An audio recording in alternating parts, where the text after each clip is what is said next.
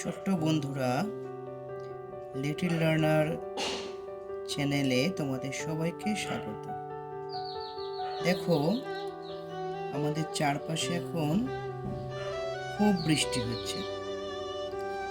তো এই বৃষ্টিতে আমরা পরিবেশের নানা ধরনের জিনিস দেখতে পাই।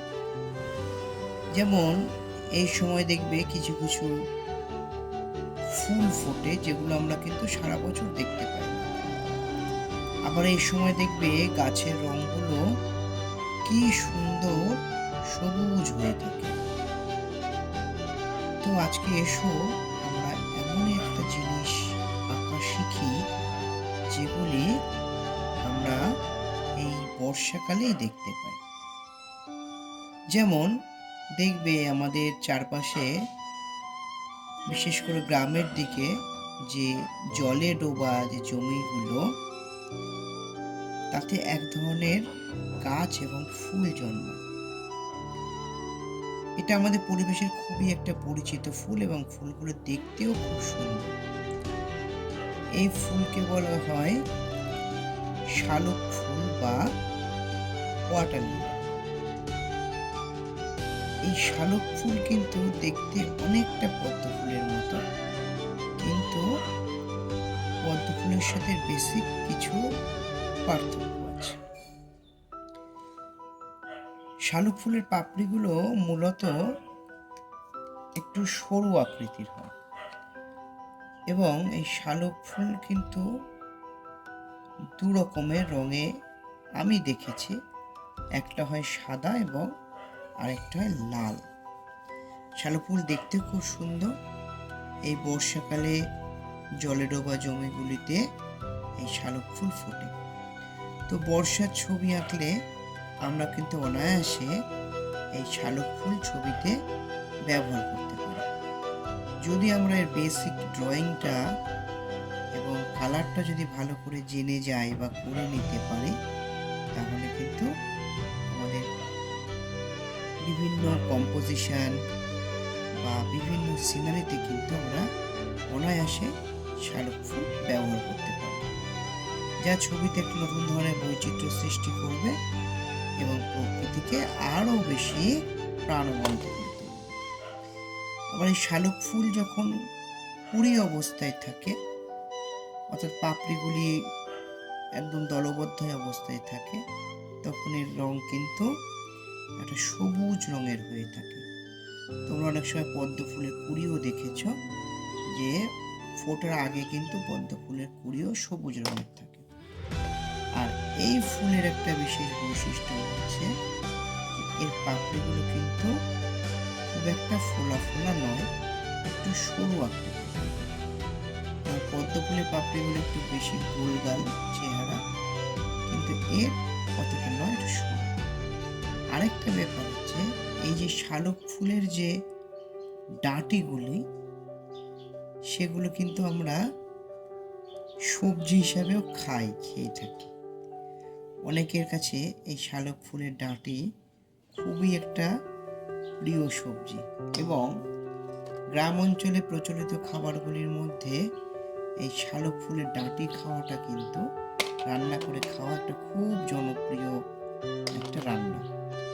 সাধারণত এই বর্ষার জলে ডোবা জমিতে গ্রামের মানুষ, তারা এই শালুক ফুলের গাছ থেকে এই ডাঁটি এগুলিকে সংগ্রহ করে। এই গাছটাই অ্যাকচুয়ালি ডাঁটি, কাণ্ডটাই সম্পূর্ণ। এবং শহরের বাজারেও আমরা এগুলোকে বিক্রি দেখি, এবং দেখবে ভালো করে খেয়াল করে, এই ডাঁটির সাথে কিন্তু ফুলও থাকে। তোমরা যদি বাজারে যাও বা বাড়ির বড়দের বলতে পারো যে এই শালুক ফুলের ডাঁটি যদি বাজার থেকে কিনে আনা হয়, তোমরা কিন্তু ফুলটাকেও যদি সঙ্গে আনে, ফুলটাকেও কিন্তু দেখতে পারো। তো আমি তোমাদের খুব সহজেই এটা এঁকে দেখাচ্ছি, কারণ এর মধ্যে কিন্তু আরও কালার থাকে। প্রকৃত শালুক ফুল আঁকতে গেলে যে বা রিয়েলিস্টিক ফর্মে আরও সময় সাপেক্ষ, এবং সেটাকে আরও বেশি করে স্টাডি করতে হবে। তোমরা যখন বড় হবে, আরও ভালো করে সব কিছু খুঁটিয়ে দেখতে শিখবে। ভালো ছবি আঁকতে গেলে কিন্তু ভালো দেখতে পারে। অর্থাৎ একজন শিল্পীর কিন্তু পর্যবেক্ষণ ক্ষমতা অনেক বেশি হওয়া প্রয়োজন। কারণ আমরা যেটা দেখি সেটাই কিন্তু আমরা আঁকি। তাই আমাদের দেখাটা যদি ঠিকঠাক হয়, তা আঁকাটাও কিন্তু সুন্দর হবে।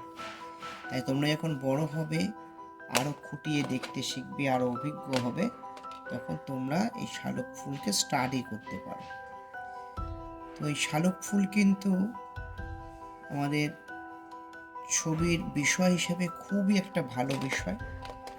শালুক ফুল দিয়ে অনেক সুন্দর সুন্দর কম্পোজিশন করা যায়, এবং এই শালুক ফুল একটা স্টাডি মেটেরিয়াল, মানে যেটা আমরা এঁকে থাকি, স্টাডি করি, সেই হিসেবে খুব খুব জনপ্রিয়। শালুক ফুলকেও কিন্তু আমরা খুব সুন্দর করে স্টাডি করতে পারি, এবং সেগুলো কিন্তু আমরা আরও নিখুঁতভাবে আঁকতে পারি।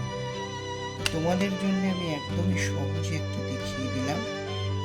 তোমরা যারা এখনো ছোট আছো, ছবি আঁকার চর্চার মধ্যে আছো, নতুন ছবি আঁকা শিখছো, তারা কিন্তু খুব সহজেই এই ফুল আঁকা শিখে নিতে পারবে, এবং তোমাদের আঁকা সিনারিতে কিন্তু অতি অবশ্যই এই শালুক ফুল ব্যবহার করতে পারবে।